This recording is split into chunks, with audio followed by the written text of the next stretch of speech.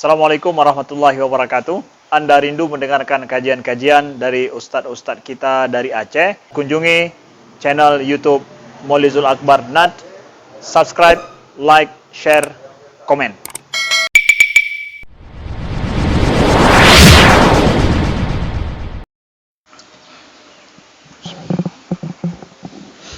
Assalamualaikum warahmatullahi wabarakatuh.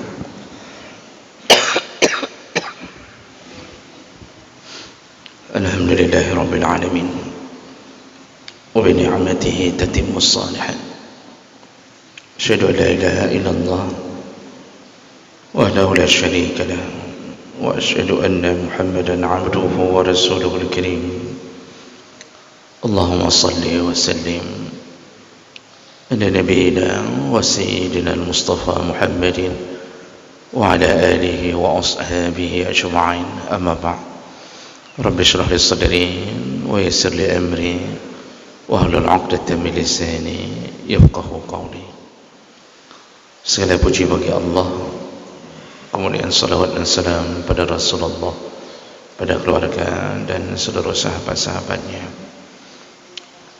yang Allah muliakan insyaallah, bapak-bapak dan ibu-ibu yang hadir memenuhi panggilan Allah, dan semoga Allah membalas dengan surganya insyaallah.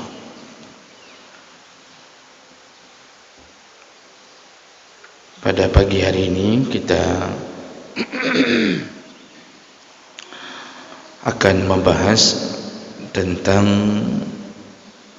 at-tarhib fil asyarin wal mukasin wal urafa, yaitu ancaman bagi para pengutip kutipan liar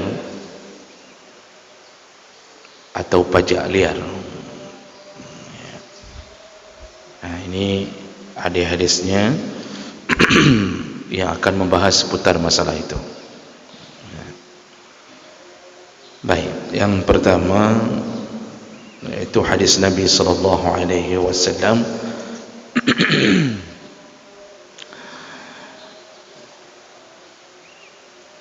ada seorang pembesar di Mesir, Aradah Musallamah bin Mukhallad, wa kana amiran ala Misra. Jadi ada salah satu pembesar di Mesir yang bernama Maslamah bin Makhlad ala Ruwayfi' bin Sabit aywaliyahu al-ushur. Jadi pembesar ini dia mengutus Ruwayfi' bin Sabit untuk mengutip al-ushur. Boleh diartikan sementara mengutip pajak. Faqal, lalu Ruwayfi' berkata, inni sami'tu Rasulullah sallallahu alaihi wasallam yaqul, aku mendengarkan Rasulullah sallallahu alaihi wasallam berkata, inna sahibal maksi finnar, sesungguhnya pengutip pajak liar finnar, yaitu semuanya berada di dalam neraka.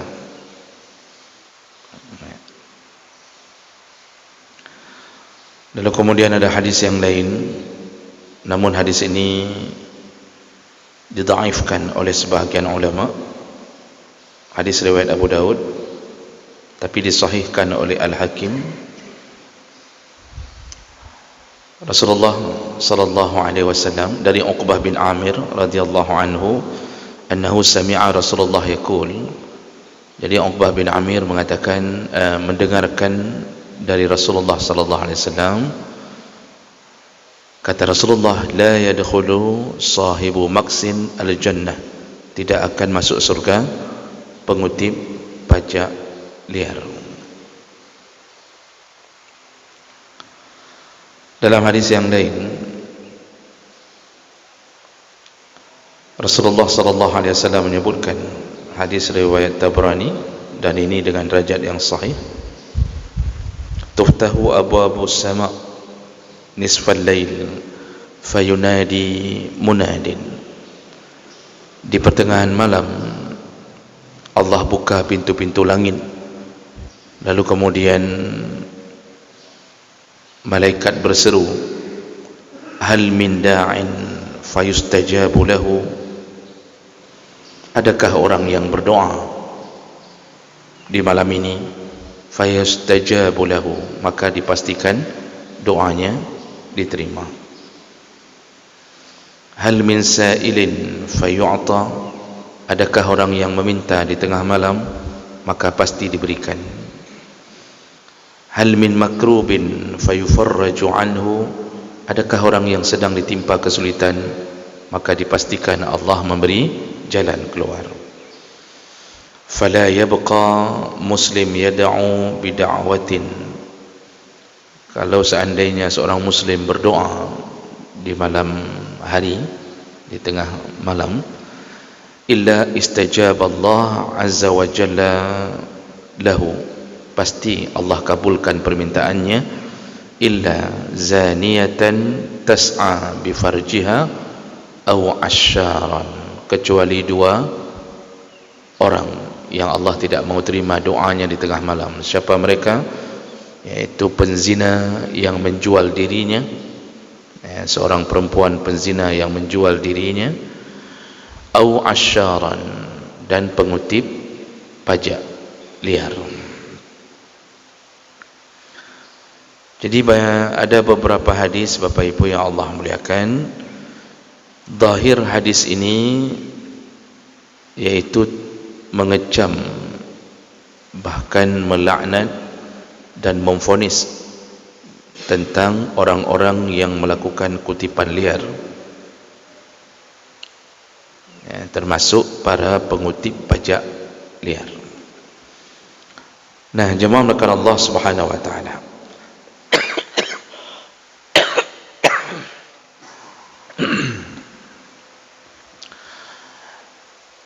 selama ini mungkin kita pernah mendengarkan kajian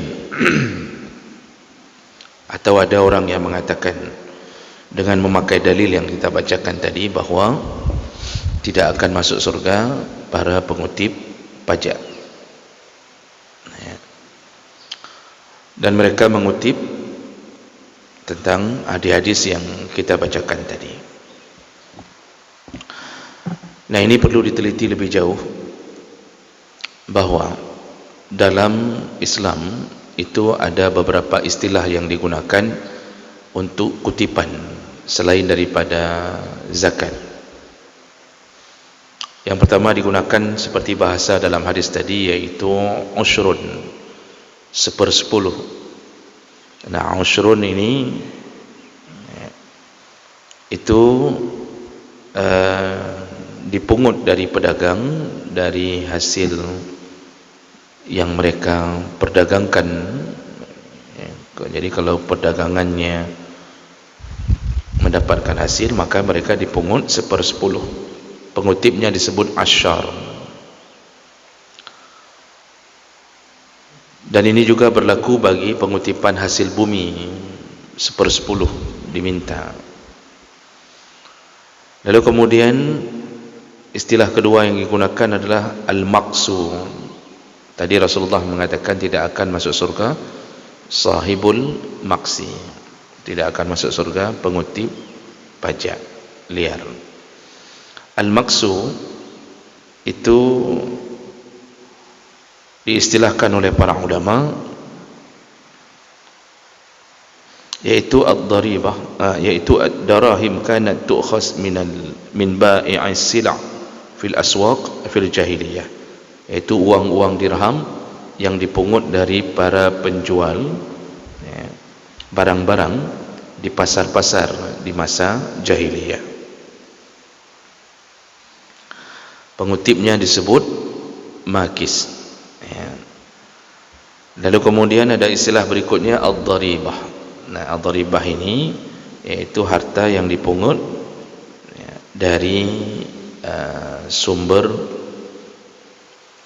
orang-orang yang berada di negara Islam, ya, atau lebih sering kadang-kadang disebut dengan jizyah, kutipan dari orang-orang kafir yang berada di negara Islam dan mereka taat pada negara Islam, maka sebagai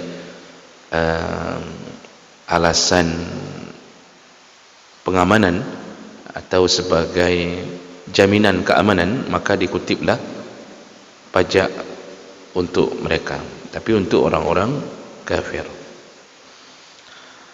Lalu kemudian juga ada yang disebut dengan al-kharaj. Al-kharaj itu juga yang ditetapkan oleh negara untuk pemilik tanah dalam bentuk pungutan yang harus ditunaikan. Nah, jadi ada beberapa istilah. Nah, tadi Nabi menggunakan dua istilah dalam hadis-hadisnya, yaitu al-ashar dengan sahibul maksi. Jadi digunakan dua istilah, usyrun dan muksun. Nah, ini yang menjadi kemudian masalah, sehingga selama ini ketika orang bicara tentang dunia pajak, maka langsung vonisnya pajak itu haram. Lalu juga sahibul maksi dianggap para pengutip pajak. Lalu ada yang mengatakan bahawa kantor pajak dan seluruh pekerjanya itu bekerja di tempat haram. Begitu, ya.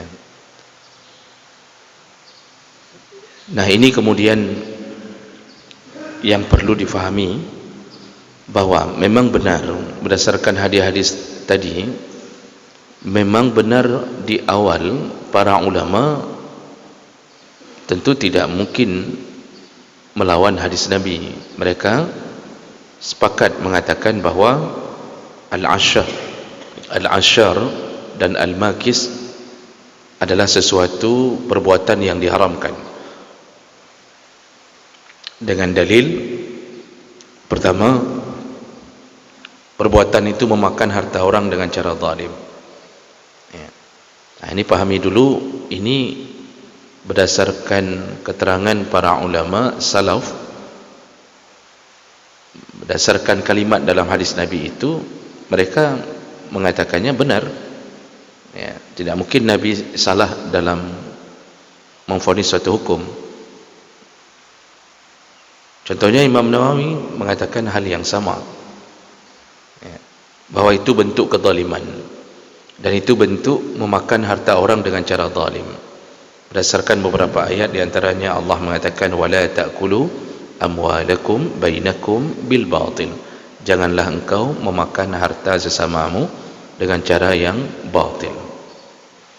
Dalam hadis Muslim dalam hadis Rasulullah menyebutkan la yahillu malu mri'in muslim illa bi tayyibi nafsin minhu. Tidak halal, ya, harta seorang muslim kecuali diberikan dengan keridhaan. Jadi kalau diambil, dipungut, dikutip dengan paksa, maka itu menyebabkan keharaman. Maka semua kerja, ya, yang sifatnya ada kezaliman, itu semua yang dimiliki oleh orang yang mengutip itu semuanya haram. Nah, ini konsep awal. Konsep awalnya begitu. Jadi tidak ada ulama yang menyatakan bahawa Nabi salah, kemudian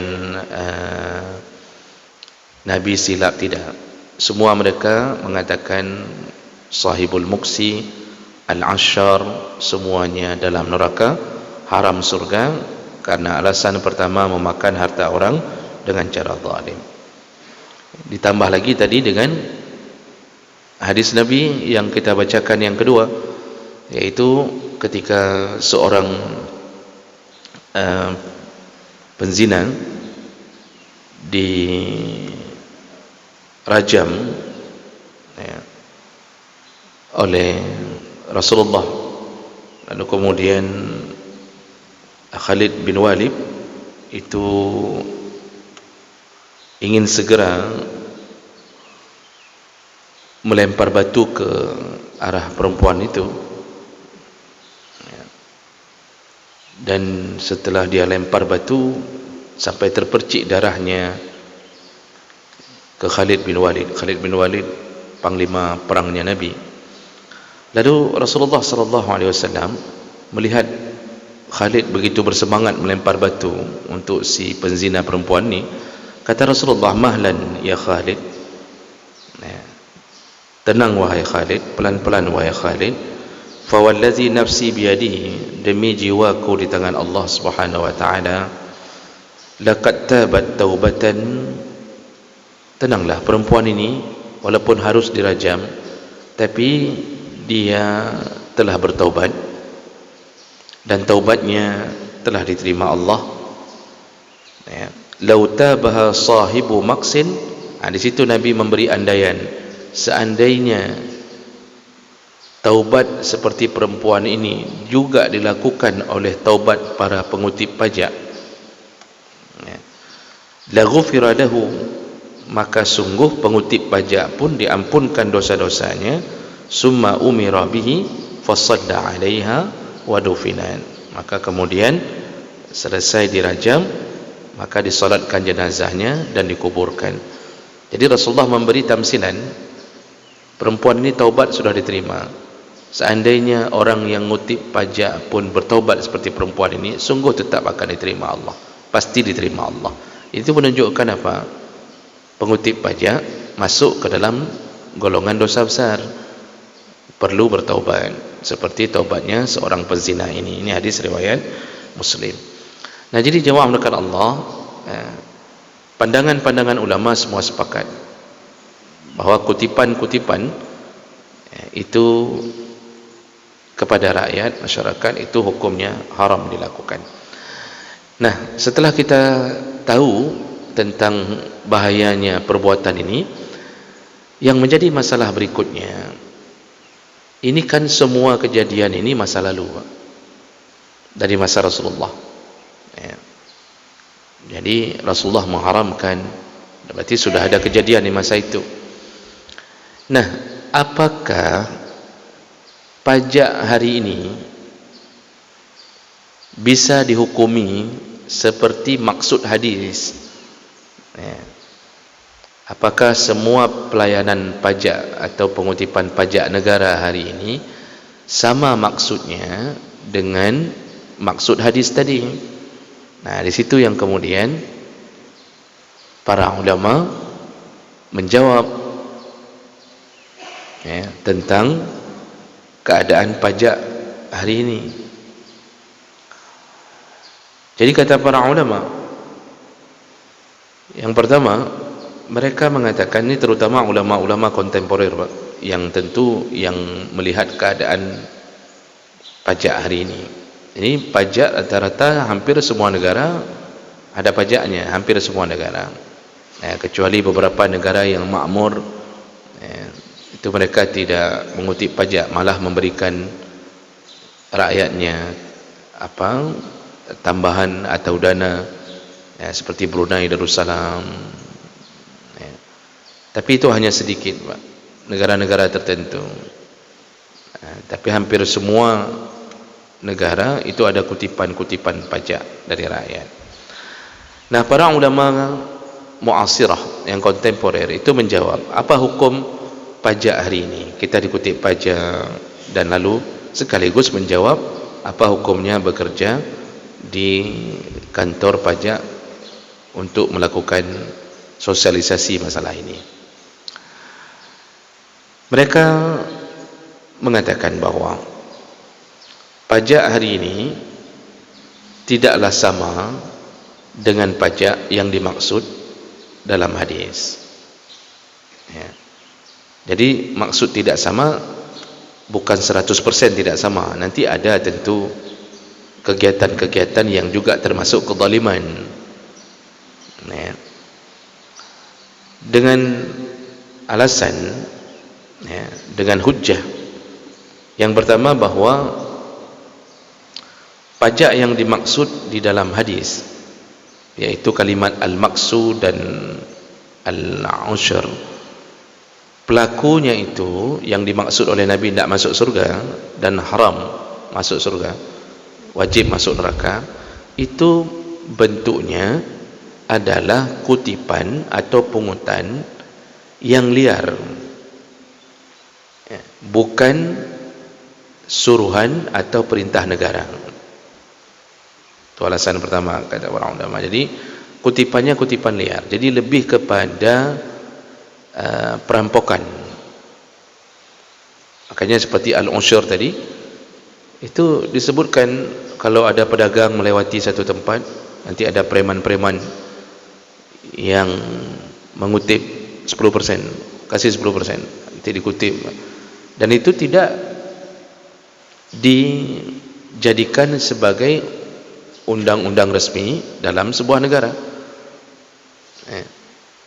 Sahibul muksi, pengutip muksun, itu juga sama. Jadi ketika kita buka kamus-kamus bahasa Arab, ternyata semuanya menyebutkan tentang muksun. Yang dimaksud dalam hadis Nabi adalah kutipan yang berbentuk penganiayaan atau kezaliman. Jadi kalau bahasa kita pungli, bahasa kita pungli, sehingga dia terpaksa membayar kalau tidak ingin dizalimi. Jadi ada urusan kekerasan di situ dan ada urusan pemaksaan. Itu bahasa muksun yang dilakukan oleh Nabi. Jadi sehingga alasan pertama para ulama mu'asirah mengatakan itu berbeda dengan pajak hari ini. Pajak yang dibebankan oleh negara kepada rakyat itu bukan berbentuk kutipan liar, tetapi itu resmi dilakukan dengan undang-undang yang telah ditetapkan. Ini di semua negara maksudnya, bukan hanya Indonesia. Sehingga karena ini bukan kutipan yang liar, tapi resmi dari perintah negara, maka tidak bisa disamakan dengan maksud hadis yang dimaksud oleh Nabi sallallahu alaihi wasallam. Itu yang pertama. Yang kedua, pajak yang dikutip hari ini kata sebagian ulama mu'asirah itu hanya dikutip dari orang-orang yang layak bayar pajak. Sedangkan bunyi hadis itu lebih kepada perampasan dari semua orang, tidak peduli mau dia orang kaya, mau dia orang tak punya, kalau sudah dikutip maka wajib bayar. Mau pedagang kecil, pedagang besar, itu sama, dikutip kutipan liar, ini pungli. Nah ini ternyata berbeda dengan konsep pajak hari ini. Konsep pajak hari ini itu dibebankan pajak kepada yang layak membayar pajak, para pengusaha, orang-orang yang punya usaha menengah ke atas, sehingga para pengusaha-pengusaha kecil itu tidak dikenakan pajak. Oleh karena itu kita lihat kenapa orang jualan lontong samping jalan bisa jual lontong 5.000, Pak? Karena tidak ada pajak sama dia, walaupun lakunya bisa laku keras itu, karena dianggap andalannya cuma gerobak. Yang jual mie calu ada kena pajak tidak, Pak, jual mie calu? Jadi tidak ada kena pajak. Ini posisi saya sedang menjelaskan perkataan ulama, bukan sedang membela kantor pajak. Jadi jangan disalahfahami. Maka mereka bisa jual murah, mie bisa 3.000, 4.000. Orang-orang yang jualan semuanya aman pada pengusaha kecil. Tapi begitu jualan mie caluk dan lontong di mall, itu sudah berbeda. Dianggap dia sanggup meraih pendapatan yang lebih melalui orang-orang kaya yang masuk ke mall, sehingga mulailah pengusaha itu kena pajak. Orang yang pengusaha besar, usaha apapun itu dikenakan pajak. Melakukan kegiatan yang sifatnya bisnis atau apapun, maka dikenakan pajak bagi mereka yang memang dihitung layak untuk masuk kategori bayar pajak. Jadi tentu berbeda. Dulu tidak peduli itu, Muksun sama Ashrun itu tidak peduli, dihantam semua. Jadi sehingga boleh disebutkan kalau melalui hadis tadi yang dimaksud tadi, maka para preman yang ngutip-ngutip uang pungli, atau mereka yang preman-preman yang mengutip uang di jalanan, Pak, siapapun dan apapun alasannya, itu semuanya kalau tidak taubat, itu semua penghuni neraka. Jadi semua kutipan liar. Kalau seandainya tukang parkir yang resmi ditetapkan negara berapa? Ini orang perhubungan yang pasti tahu. Yang resmi ditetapkan negara, satu motor berapa ongkos parkir? 500 apa 1000 yang sebenarnya? Yang sebenarnya, Pak. Tidak ada orang perhubungan sini. Tidak ada, ya. Jadi yang ini yang di atas kertas sebenarnya. Kalau motor 1000 misalnya ketetapannya, sedangkan mobil 2000. Kalau si tukang parkir mengambil lebih dengan paksa, artinya bukan diridai oleh orang yang memberi, maka dia termasuk golongan sahibul maksi, melakukan kutipan liar.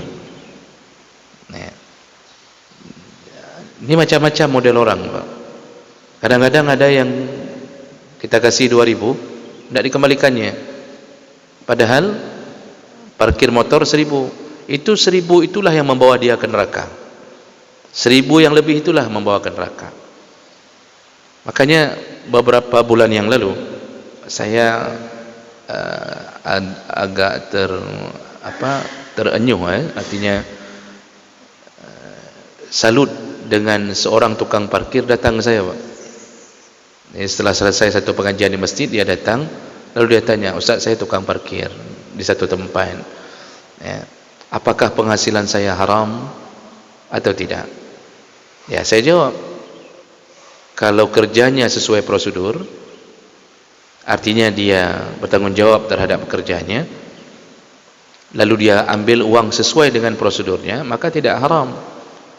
Tapi kalau dilebihkan atau membuat alasan agar bisa lebih, jadi kita kasih uang 5.000, pura-pura ada uang balik, cuma ada uang 3.000, kita kasih uang 2.000, lalu pergi begitu saja. Nanti waktu kita minta, dia akan mengatakan bahwa Allah mesti lebih 1.000 lebih pun. Jadi itu bahasa-bahasa tukang parkir yang pingin kena tumbuk, Pak. Allah 1.000 pun, kita 1.000 satu toko, berhenti toko sana 1.000, berhenti satu toko 1.000. Satu kota kita wait, Pak, minyak habis 10.000, 10 tempat kita berdiri 10.000. Tapi dia masih ambil lebih. Nah, ini kalau ambil lebih haram. Maka kerja tukang parkir itu bisa haram, bisa halal. Semua tempat begitu.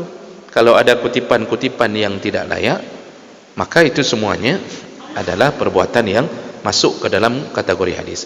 Jadi para ulama mu'asirah mengatakan bahwa tidak sama maksud hadis Nabi itu dengan keadaan pajak hari ini. Yang kedua, pajak hari ini hanya dikutip pada orang yang layak membayar pajak, sedangkan pengusaha kecil, usaha kecil malah tidak ada kutipan pajaknya. Nah, jadi ada perbedaan-perbedaan dulu. Yang ketiga, perbedaannya dulu yang disebut oleh Rasulullah sahibul maksi dan usyar itu habis ngutip, itu tidak kembali ke rakyat, kembalinya ke kantong pribadi. Preman-preman itu, Pak, dulu itu habis kutip, itu tidak membangun pasar yang tempat dia kutip. Nah, tapi sekarang pajak hari ini itu setelah dikutip kembali ke rakyat, walaupun nanti ada oknum yang memakan pajak itu. Di antaranya yang paling terkenal Gayus Tambunan. Semua bapak kenal sama Gayus Tambunan, Pak, kan? Jadi itu contoh barang. Sampai saya tanya, Pak, langsung ke kepala pajak dan pegawai pajak, apakah benar bahwa pajak kembali ke rakyat?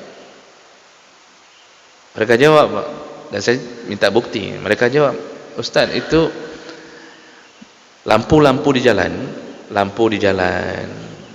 Itu yang buat siapa? Pemerintah. Ada dikutip lagi uang dari rakyat untuk buat lampu di jalan? Tidak ada. Semua aspal di mana-mana sampai kadang-kadang masuk ke kampung aspal.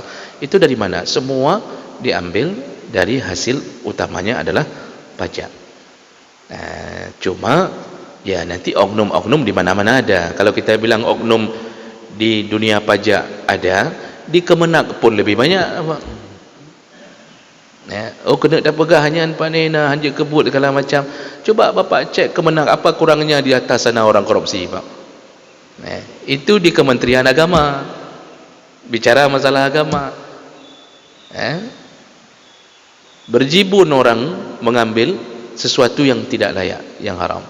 Kalau sudah bernaung dengan agama pun masih korupsi, tidak bisa dijadikan dalih kalau mengatakan bahwa instansi lain pun begitu. Karena semua hari ini, Pak, terpulang pada pribadi. Tidak bisa kita pulangkan pada nama kantor. Berada di kantor yang dianggap dalam tanda kutip berbau agama, itu pun bisa melakukan yang haram. Kerja di Baitul Mal, apakah semuanya aman?